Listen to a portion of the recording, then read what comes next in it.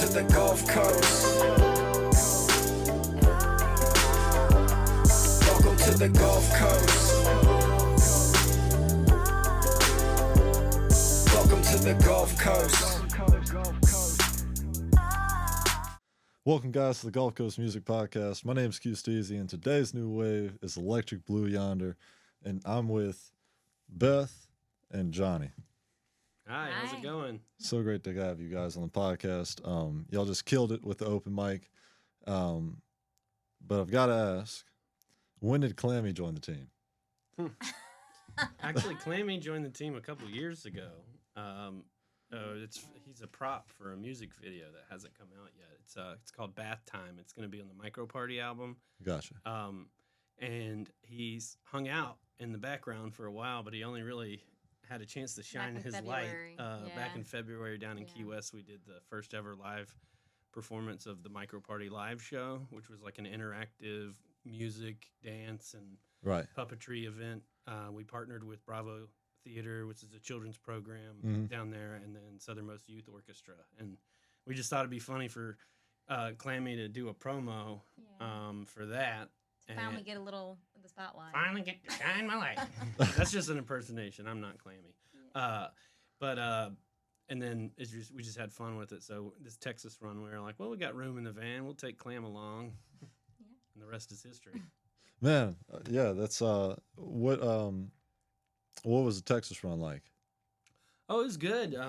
We teamed up with our friend BB Palmer, who's been at it for a while. He's existential country. Right. And we sort of feel like even though our sounds aren't exactly the same, that our ideology is close enough as far as like the space folk, like what we're trying to do with music. And so we decided to back him up so he could go tour Texas with a backing band.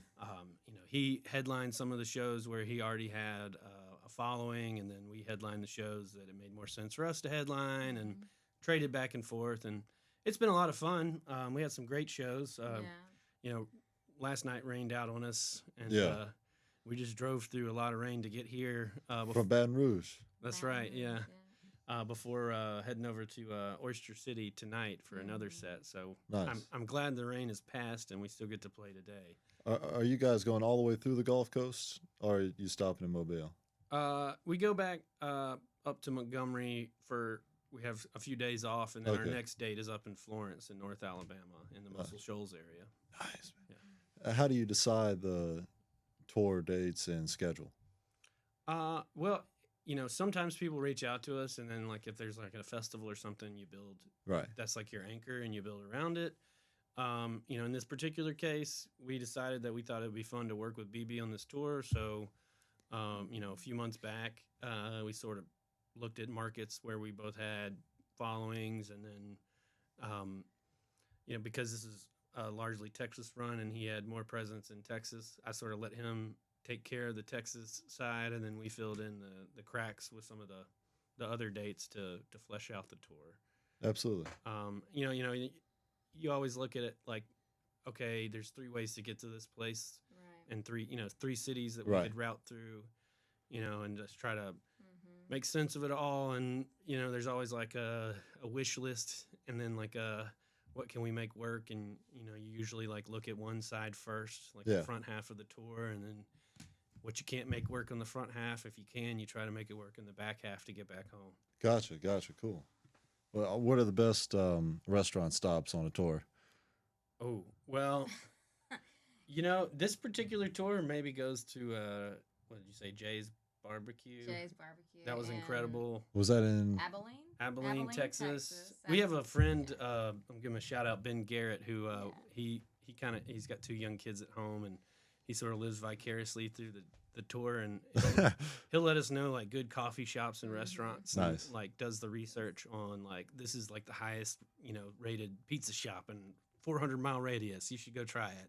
And we always take him up. He's never sent us in the wrong direction. Yeah, he's like the personal Yelp. He's it's amazing. Yeah, it's amazing. It takes care of us from far away. Nice. But we eat some great food. But what we always do is stop in a local coffee shop, and we go to the nicer ones because we like to support local, but also that's like the best way to figure out like what's happening in a town, especially if you've never been there before. You go Absolutely. get coffee, hang out for a little while, respond to emails, and Right. eventually somebody talks to you, and you start to figure out like what's the scene like, Right. like where should we hang out? Is there anything to see? Like what kind of Get the tea while vibe. sipping on coffee. Yeah, that's right. That's right. And we do a lot of different styles of music. So sometimes we tailor the set list to like what it feels like the vibe of a community is based on, the recon that we do at the coffee shop. Yeah, absolutely. Have y'all ever been at a coffee shop and you're just like, this is not the vibe for us? Yeah, there's been a Once, couple. twice. Yeah, I'm not going to say the names of them, but they're like Yeah. kind of like, we're like hardcore, like they were like rude on purpose. Right. Kind of had a It's not quite our biker style. vibe. And Yeah. stuff. Biker vibe. This is weird, but Yeah. No, yeah, I feel that. But speaking of just going to different shows, what are some cool stories from being on the road at these different shows? I'll let you go and then I'll say. oh no, you go ahead. Well, I just love a good man. We performed in front of like 5 people on that one tour and just had to thug it out. But it was just a great experience, or it wasn't a good experience. It's Yeah, well, we have done a fair amount of that. You never know when the word is going to get out, or like there's something else going on that you Right. don't know about, Right. or like inclement weather is going to screw everything up because it's an outdoor venue. But the last couple years, we were with an agency that did a lot of great things for us. But one of the things they were really focused on was trying to push us into new markets, and it was pretty grueling to like constantly play a place you've never been before, man, yeah, and You then don't like know anybody. yeah, you're like and you're just competing with by the- everything else that's happening. yeah, and by the end of it, you're thinking like, oh well, 20 people, awesome, right, so there's some rough runs. Like I don't mind a 5-person show, and we might have had one of those on this tour that was Right. pretty small attendance, but we like rocked it out and everybody had a good time. But if it's 5 of those in a row, then it can be definitely pretty- affect your morale. Yeah. absolutely. It's great character building. Yeah. Yeah. So again, going back to that routing thing, it's like it's important to try to you find your good spots where you have a base and people love you. Like another shout out maybe is a newer spot we found, Spencer Abbott's down in St. Augustine's, a really cool like coffee shop / grocery store / Right. bar, Right. and they that like immediately we hit it off, and we know like if we're coming through that there's going to be a crowd there, so like we can take a risk on another A spot, neighboring market. maybe. that's before or after that date, because we know that we'll have a crowd and warrant Gas a good money. yeah, we'll sell merch, all those things, Yeah. and then we go to the new places, and some of them we don't go back to. Yeah. No, it seems like a great experience to just have so much experience with touring, and it's also shocking that you guys remember to come here. I forget how we first connected, but with being so busy and on the road, to remember like, oh man, we'll be in Mobile soon. We should do a podcast promotion for the whatever you guys are intentionally promoting. Yeah. But how do you guys stay so up to date with your? Well, it's tough. You kind of have to look really far into the future and then like be really on top of like just a few days in the future. Right. For us, it's easy to remember stuff like this because you guys help us, preach the word, and this is something that this continues to exist. Like a show is an event, a moment in time, and people might take some videos at the show, but you get to you build fans because they're there, and then you build fans because those fans came and then say, I can't believe you missed this. Right. But like as far as like helping develop a market and build a strong base where maybe we can come back and sell tickets at Soul Kitchen in Right. Mobile one day. It's crucial to have Yeah. people like you doing this stuff like this to bring our music to light. So it's easy to remember that. It's just I think we went back and forth a little bit on dates at Right. first, and it was because it's like everything's kind of always a jumble, and you're Always changing. right? juggling and trying to figure out when it could work. And Absolutely. we were definitely pulled over on the side of the interstate, and like, are we going to have time to do this earlier today? And Right. Right. luckily, it started to lighten up just to get Man. here just in time. So. Right. Incredible. What time do you guys have to get out of here, by the way? We play at 5 Right. over at Set up. so, we need to probably be there by 4 at the latest. Okay, gotcha. Yeah. And it's about a 20-minute ride, or I'm just. I don't know. You live in Right. Oyster City. Yeah. Right. Wherever that is. It's downtown somewhere? Yeah. Yes, downtown. Yeah. It is. It is. Yeah. Yeah. So, How does the van travel? How long have you guys had the van? we got it back in 2018, right before we did a big A big run out west.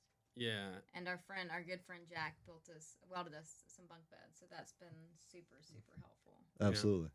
There's always something though. There's Yeah. always something. Something breaks right before you leave. The tour Yeah.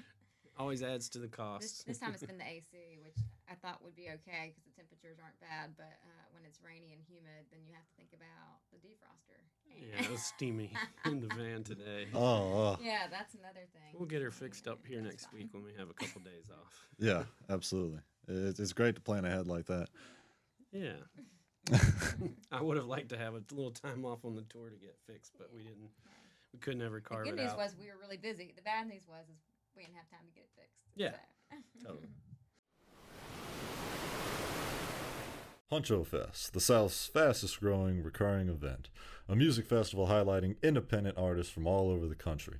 Any artists that want to sign up and perform, all you have to do is DM NMBGJAY on Instagram and he'll negotiate a slot for you.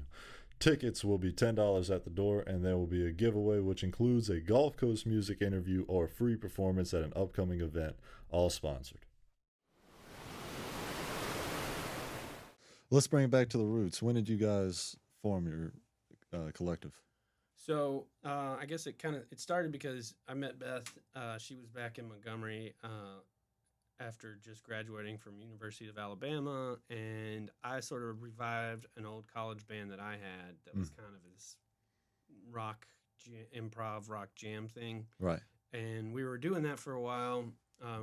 Beth also plays French horn, which she does on our records, but it's hard to sing and play French horn, so we don't really bring it out with us very much anymore. Gotcha. And she was playing horn in the band, and I had just started writing songs, like, songwriter songs with lyrics. And actually, I think we wrote, Actions and Thunder Train and Chance. Yeah. While still in that project, and the bass player from that project was just like, man, y'all are onto something. And like what we've been doing is probably like run its course. It's time for you to like move on and start working on that. And that was like 2013 maybe 2013, by then that yeah. we like kind of decided to intentionally write these songs. And then it wasn't until 2017 that we really started playing out in a professional capacity. And really got the band together. Yeah, So to and speak. I would say like 2018, 2019 is really when formed up into a band, and then we lost our original lead guitarist, so I had to step up and become the lead guitarist, Gotcha. and then Beth became the rhythm guitarist, and it took us a year or two to sort of get in that Yeah, groove, yeah. and then COVID hit, Yeah. and so we had a lot more time to figure out what we wanted to do next, and then we've just been trucking ever since. Nice, man. Nice. And I imagine this is both of your full-time jobs. Yeah, well, We do a lot of it's things. That's like cool. That's all cool. gig work. Yeah. There's Sure. times where like we don't have much time for anything else when we're on tour, Yeah, obviously. yeah. But when we're taking long breaks from tour, it's good to have other means so Absolutely. that we don't have to like go out and take like a, and there's nothing wrong with a 7-day a week gigging like local Right. musician lifestyle, but like we don't want to be put in a position to where we have to go play like a 4-hour cover set to like make ends meet. Because Right. if you find yourself doing that a lot, then you don't leave time and creative space to make new content and That's true. develop your own stuff. So That's true. And then you're kind of dependent on the events venue, availability and whatnot. Right. So like, I know a lot of great musicians that make a great living doing it that way, but for us to continue to pursue our art and Right. like take it out on the road, we have to sort of create these boundaries for ourselves. And having additional ways to make money is definitely a good way to keep yourself from falling into some of those traps. Absolutely, absolutely. Um, you guys have tapped into children's music. Yeah. Well, what inspired that? And you mentioned the partnership earlier. How'd you? Uh, Well, so that in a nutshell was back that tour that we mentioned out to the West Coast. My sister was getting married in Bend, Oregon, and this was actually in 2019. And so Beth and I booked a tour out all the way out there. We were still booking everything ourselves then, and we brought our friend Kimmy Sampson along. Kimmy's she's a very talented violinist. I happened to go to high school with her, but then she went to UNA, University of North Alabama, and has basically been like a session player yeah. or in the industry in some way since. She toured with John Paul White, formerly Right. of the Civil Wars. Absolutely. She played with Billy Ray Cyrus, like on the Tonight Show. Goodness. Like big things. And we were like just nervous to be with somebody who was at the time so much more experienced than ourselves. So Right. we wrote up like charts and yeah. gave her a list song book of everything we could possibly play. Right. But we were in Chimicum, Washington, on the Olympic Peninsula, playing this little place called the Keg and I, and there's a sweet table of like older ladies that just kept throwing 20s and 50s and Right. a couple hundos at us to keep playing songs, and we played every song in the song book. And then we were like, okay, we have one more. And we were like, Kimmy, you don't have this, but it's just in D and it's pretty easy. And it was a lullaby that we had written for our nephew, Jack, Beth's brother and and sister-in-law, had just had him. And we thought, what a cool Christmas present for them. It's like write a custom lullaby that they could sing to their little one. Right. And so we played that song, and afterwards, Kimmy was like, "What the frick was that?" And we were like, "Oh, I'm sorry, I didn't mean to make you mad." And she's like, "No, it's adorable. I'm not mad." I was just like blown away by it. And we were Right. like, "Wow, okay." So we're camping out. I don't remember where exactly, but somewhere in the Olympic, the temperate rainforest park up there, Right. like around the campfire and talking about it. And she's like, I'm going to text Ben Tanner the next morning. Ben's the keyboardist from the Alabama Shakes, also Okay, gotcha. founded Single Lock Records with John Paul White up Right. in the Florence area. And he's like, wow, this is good. If they got 15, maybe we'd be interested in cutting a record. Probably not like Single Lock record, but maybe like we'll start a children's wing. And we were Right. like, okay, yeah, that's an incentive. We could do that. And on the way back from that tour, we actually stopped off and visited Jack, and I saw Eric Carl's Very Hungry Caterpillar on his little kids bookshelf, and Right. reread that book for the first time in a long time, and then did some research on Eric Carl, and learned about how he overcame a pretty difficult time in history and tragic past and made a very conscious decision to make his work beautiful Yeah. and colorful, so that kids could grow up in a world full of color. Oh man. And it was that's just special. so inspiring, like. Yeah. And so we started writing Little Caterpillar or Little C, and that was like the first intentional song. Yeah. And then like 2 months later, COVID hit, so we had a lot of time. Right. And so we wrote a whole nother album that Morning Sounds, that's been released back in 2021. We wrote that album, and we wrote Micro Party. Recorded it Yeah. At mostly over 2020 into 2021. in Sheffield, Alabama, at a studio called Portside Sound. Yeah, it's the Muscle Shoals Sound Studio #2 building. We were in Studio B. I think like Bob Dylan recorded there. Cher, Kelvin Holly, the guitarist from Right. Richard owns the place. It's like legends everywhere. You don't have to disclose this if you don't want to, but how much does a Muscle Shoals studio session cost? It depends on where you go. I Right. mean, I think the going rate for Fame is like $500 a day for the That's room right. plus Right. the Oh, gotcha. engineer. For a day. Yeah, So- it's not crazy. Oh, it's yeah, cheaper no. than A Nashville. lot of Nashville comes to Muscle Shoals because It's so expensive. affordable. Yeah. Yeah, It's way more it is pretty affordable than affordable, Muscle and that Shoals. like that Fame has got the history. Oh yes, that And so vintage it's feel like the too. most expensive place. I don't, I can't tell you exact numbers on anything because there's always wheeling and dealing going on, Yeah. and friend trades, Yeah. and things like that. I, But I imagine you're also paying for the ambiance that you get from that place as well. yeah, I've never worked in Fame. I know a lot of people are really excited to get to do that, and Yeah. I know that they've got some good equipment, but I also know that there's like more than 8 other studios in Florence. Gotcha. Some of them older and some of them newer, and many of the studios that popped up have like incredible gear too. So Yeah. like I don't know that there's a competitive advantage, you know, just as in- far as like what they offer you Right. in terms of gear and space versus some of the other places. And But the network of talent and musicians and yeah, when it comes to yeah, players, if you know industry, somebody yeah. up there, you know, you can get them to come to any of the studios to record with you. Right. Like David Hood recorded the bass line for the Micro Party theme song for us. Yeah. And like, you know, I was like, this guy's a hero. I didn't, you know, I didn't think we'd meet, you know, other than like at an event or something, and me like be like, oh, hi, Mr. Hood. And then he came over and was like, we called him up, and he's like, you know, all I had to do today was get my 2 standard poodles washed. I guess everybody thinks I'm always working, so nobody calls me for work anymore. And we're like, you know, wow, like Yeah, that is here we interesting, are, actually. like This a legend, living legend. yeah. He's on more hits than probably anyone else in the world, you know. Right. And he's talking about not getting calls for work, and we're like Wow. just blown away. So then I got to Todd Roper of Cake, the drummer from Cake, also moved up there. Wow. So he did all the auxiliary percussion on the album and several of the drum trackings. And so it's like me, Todd Roper, and David Hood, Yeah. like about to drop lay the rhythm track down for the Micro Party theme song, and I'm like freaking out. And I don't normally get nervous, you know, like Right. about stuff like that, but But then Todd was nervous because I look over at Todd, and Todd's like, "I'm so freaking nervous right now." oh my gosh. The we- anxiety multiplies. Yeah, we did it in three Three takes, takes, and we yeah. ended up keeping number 2, so it worked Wow. out. But it Nicely sure was. done. That was the last time. I mean, that's probably more nerves than like any concert stage Right. I've ever been on. Anything. One more question about the tours is when you're always on tour, not always, but frequently, do you change up where you record at studio wise, or do you always just kind of go back to the studio to record new music? You know, we did our first 2 Depends. records at Technical Earth in Montgomery. That was Okay. kind of like a Field of Dreams thing. It's in a really cool spot. It's right next to this place called the Sanctuary. It's an old 1887 like wooden church that Nice. turned into a performance venue. Yeah.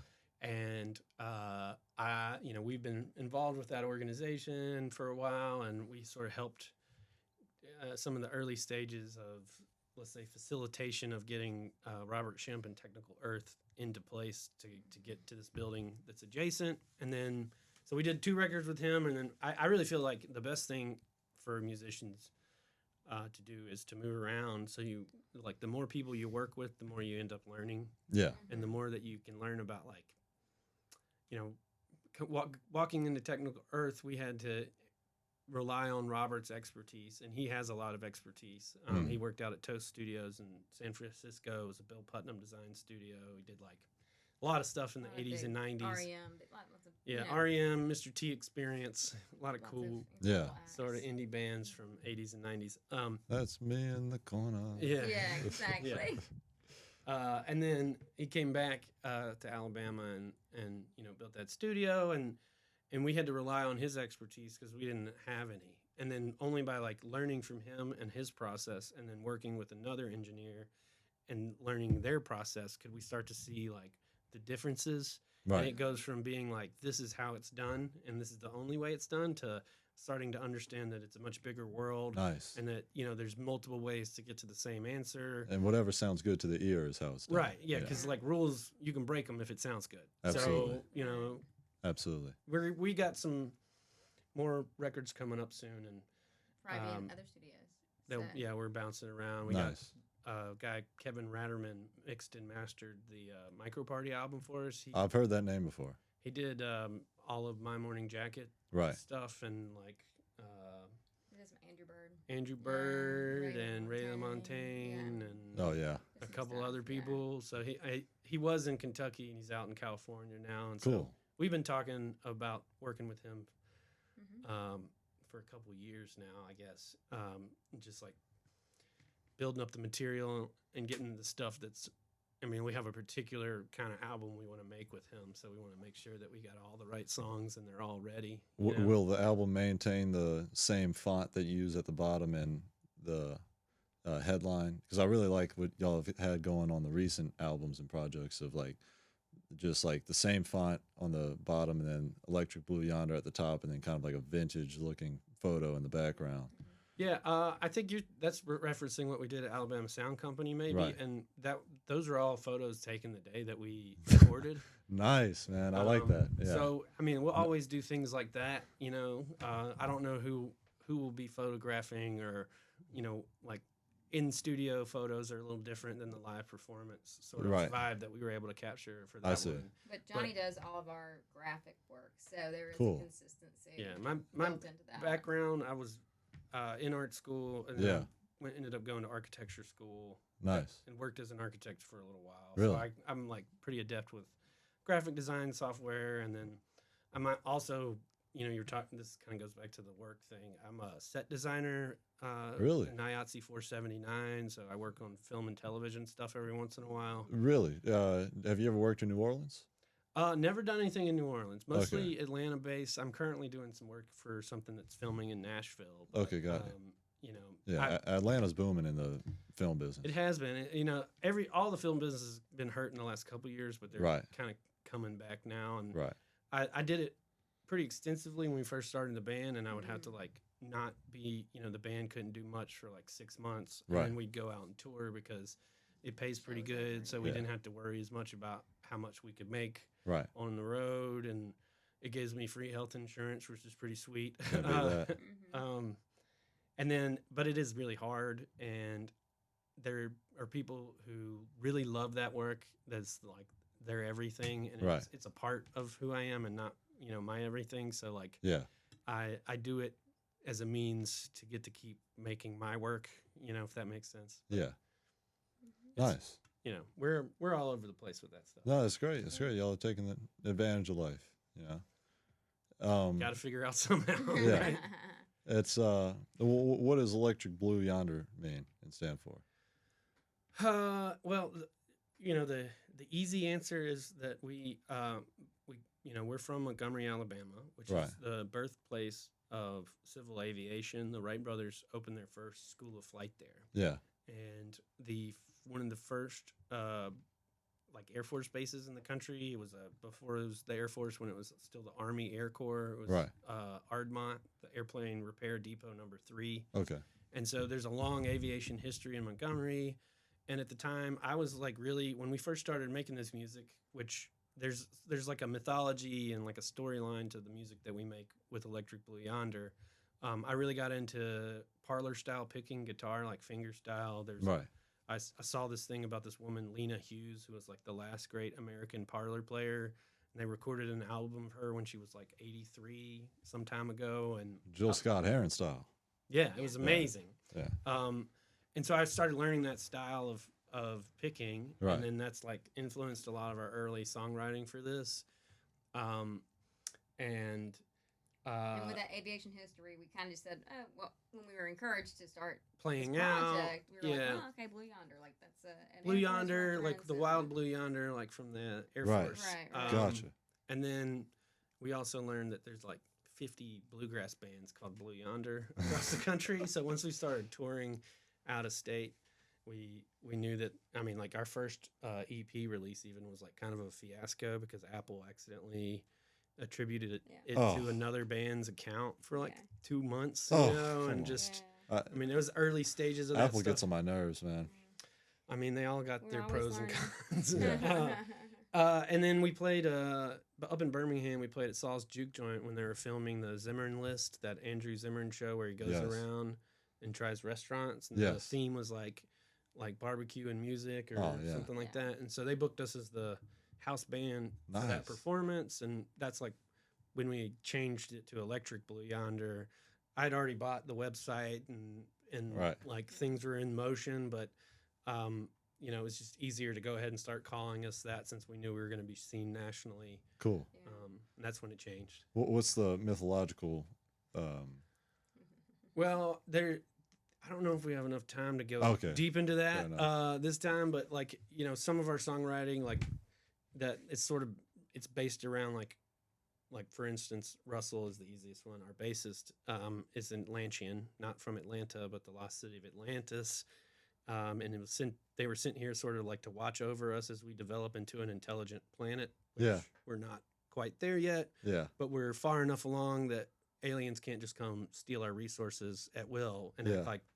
like gods. Like in our story, the Egyptian gods were just aliens coming here to steal our gold and fresh water. Yeah.